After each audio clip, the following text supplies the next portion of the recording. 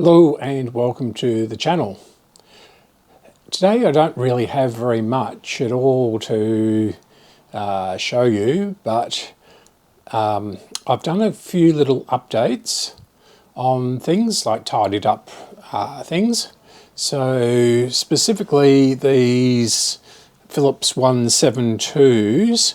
Now the bottom two are waiting, well, this one is just a parts radio. This one is waiting on the weather, so I can paint the front of it white and then polish it up. And then I'll transfer this dial over to this one. These two are completely restored and they're working beautifully. Actually, that's interesting. This one has a white between the letters and this one has black between the letters. And I hadn't noticed that before. And this one is a Fleetwood version with the different finish on the knobs and brown knobs and a green dial. And of course a different badge.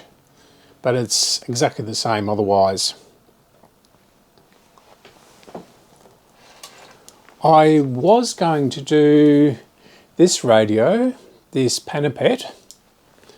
So it's a Panapet 70 because it came out at the World's Fair in 1970.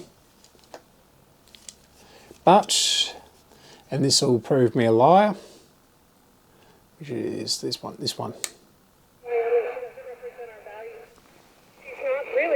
Addressing any of the issues that are important to the people in the United States of America.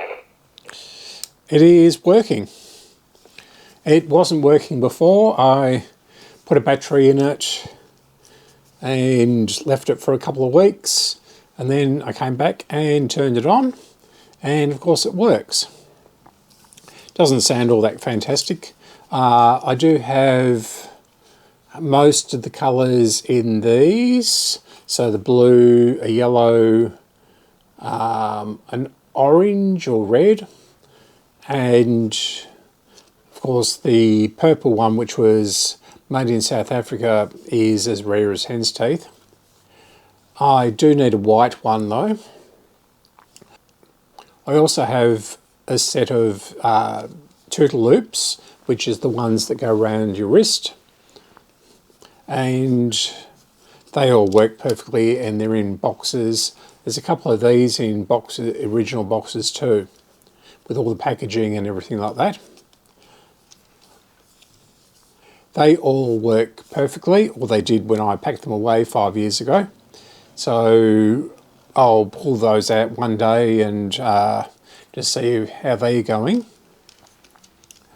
The other thing is the PYE, which is still a work in progress.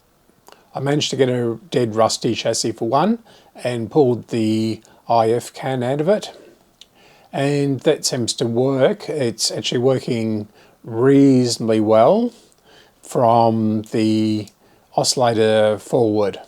So it sounds like the oscillator isn't working in it. The tube doesn't test at all well. It says replace, it's just lifting the needle a little bit.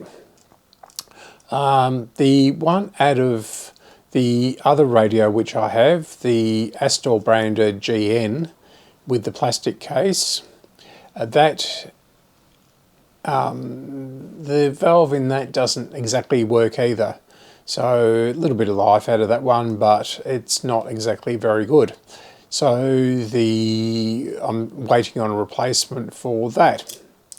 What else? The large stereo Philips, which I showed you last week and started to investigate, that has sort of woken up a little bit. I tried it over the weekend and made a hissing noise, so it sounded like FM was working. Of course, it was only in the right channel, and it only worked the one time I pressed the button. So and then it's gone back to its usual self. So there is life in it. I'm not sure about the left channel, but there's certainly some life in the right channel. I've also lubricated the dial, and that seems to be working much better than it was. So it is only tuning FM or the AM bands, not both of them at once. But there's not a lot of progress there because I've been very busy this week. I'm going to be busy next week as well, probably. I have to go up to Ballarat for a couple of days, so hopefully the car will be back together again, which is what I've been doing this week. It's just waiting on a rear suspension part to be fitted by a mechanic, and then I'll get the main part back and fit that. So it is raining at the moment, and it looks like raining for the next week. So we'll see how we go. Okay, so that is it for this week. Sorry that I couldn't offer more, but you know the drill. Don't forget to subscribe and like, and I'll be back either next week or the following week. Okay, catch you on the flip side.